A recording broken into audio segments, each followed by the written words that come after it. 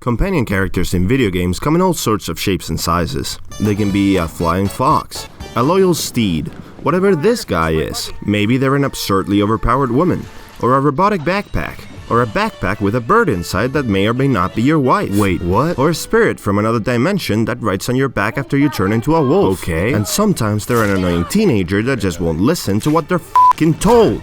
Think, Mark! And of course, they can be a dog. But while in real life man's best friend is out there catching criminals, rescuing people, and winning NFL titles, it seems like many video games just can't quite get them right. I'm Rena Bruyant. I love dogs. Doesn't everyone? Bye. But don't worry, because today we're here to help these developers so they can always do justice to our canine friends. Today we're designing the perfect video game dog. So you see, just a relaxation. It's an understanding.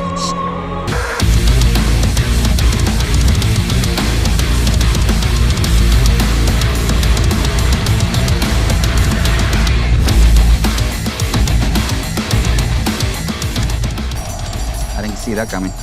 Okay, so first we need to define some general stuff about the kind of game we're creating, so we can have a foundation to work with and design our good boy. We want our game to be as generic as possible so that almost any developer can take this dog design and put it into their game.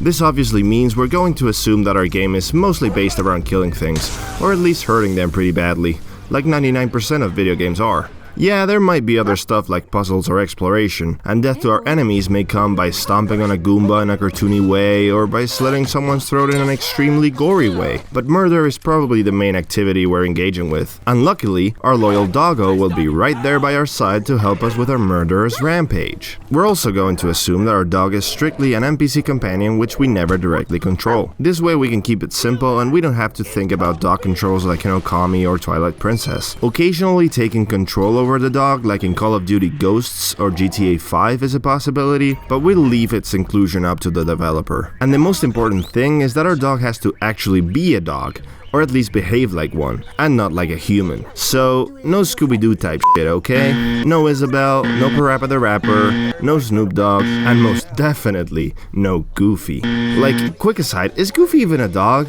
Like, for real, in what kind of fucked up reality can Goofy and Pluto coexist? How can Goofy just walk up to Pluto, look into his eyes, and be like, "Oh yeah, good boy Pluto, here, have a treat."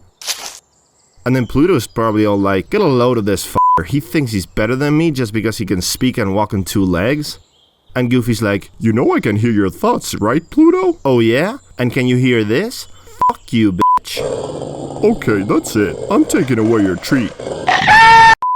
So yeah, no Goofy type beat either, okay? It's just way too effed up. So, now that we've set some general rules, we can start designing our woofer. Since it's a companion character, the most important element is the player's relationship and interactions with it. All of them should be working together to create a bond with our dog, which will be one of the main focuses if we're including one in our game. And yep, you guessed it, one of the most important things is that we should be able to pet our dog whenever we want. Just let me pet this damn dog! I know this has been said many times, but man, it's kind of crazy the number of games that have dogs in them yet do not let you perform the most basic human-dog interaction. But interaction shouldn't stop there. For example, being able to play games from time to time like Fetch or Tug of War are also necessary additions if we want our pooch to feel real. Our video game dog should exhibit the natural traits of any good boy, like friendliness, loyalty, intelligence, or curiosity. But to be completely realistic, they should also be playful and a little dumb and goofy from time to time.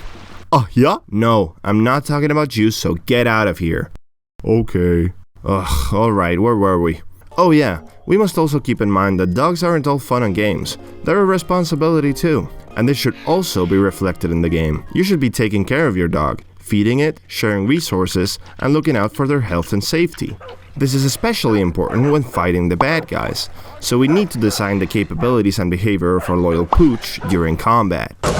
When it comes to engaging with enemies, I'd say there are two main elements to getting it right. The first is that the dog should be present in the environment and acknowledged by the foes, unlike some other immersion-breaking companions that are somehow invisible to enemies.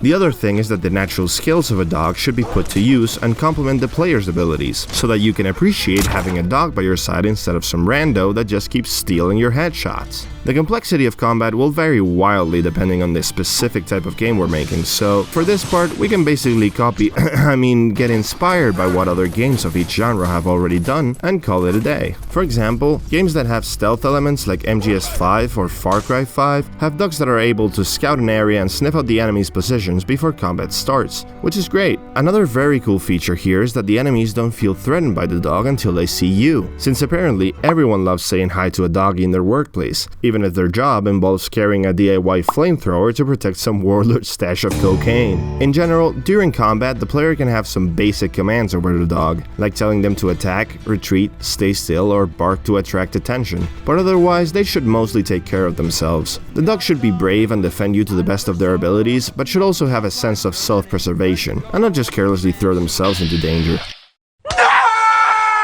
Bonus points for Far Cry 5 here, where Boomer hides to literally lick his wounds if he gets hurt, which is just adorable.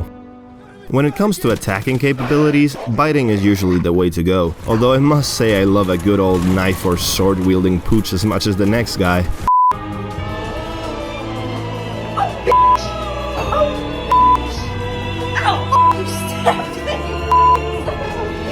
As long as it makes sense within the world of your game and complements the main character, you can go nuts with doggy gadgets as far as I'm concerned. And the same goes for accessories and customization. They're always welcome. The sense of progression is also a crucial element. Our dog should be getting stronger and more capable along with our main character, so they can remain useful and not become repetitive or underpowered in the late game. This physical growth will also serve to organically reflect the strengthening of the bond between our dog and our main character as the game progresses. And this leads me to the last thing we need to define, which is the dog's role in the story. Far too many times, dogs are used as a cheap way to get an emotional response, like, "Oh look, what a cute doggy. Wouldn't it be horrible if something bad were to happen to— oh my god, you killed it, you absolute monster!" Instead, if you're going to put a dog into your game and want to make it memorable, the dog's arc within the story should be treated with respect, growing together with our main character either literally or through gaining each other's trust. Our story with the pooch should have a start, a development, and a close, which by the way does not mean that the dog has to die in the end, even though years of watching Hollywood movies would make you believe otherwise. Even the applause-o-meter is crying. Oh god, that's battery acid! And that's about it. If you're capable of implementing most of these things, you're gonna have a pretty wholesome doggo in your game. For reference, I don't want to end this video without mentioning my favorite example of a dog done right in a video game, and also one of my favorite video games of all time, The Last Guardian.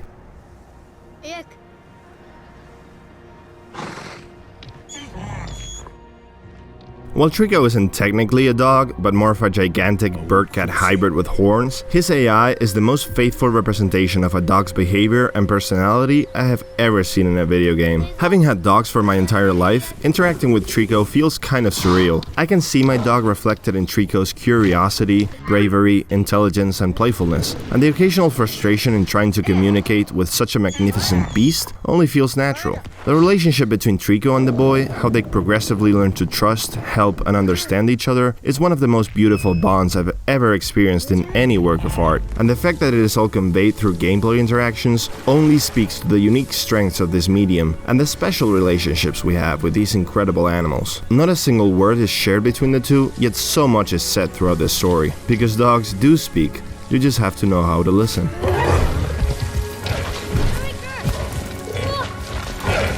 I could make a whole essay about all the things I love about The Last Guardian, but I'll leave that for people far more intelligent and well-spoken than myself, that I recommend you watch if you love this video game as much as I do.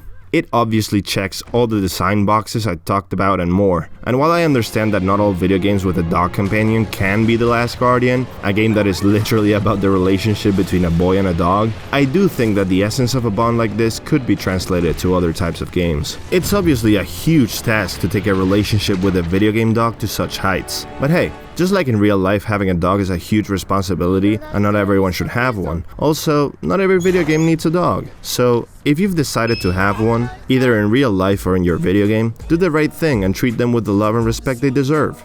I can assure you it will be worth the effort. Well, that's gonna be it for today. I hope these tips can help developers get some awesome pooches into their games. Please give a big hug to your dog for me if you have one. and I'll see you on the next one. Bye. Can I get a hug too? Ugh. You know what? Okay, Goofy, I guess you aren't so bad. But wait a second, where's Pluto? Oh, don't worry, he's back home training with Cesar. Man, my Goofy impression sucks. So you see, just a relaxation. It's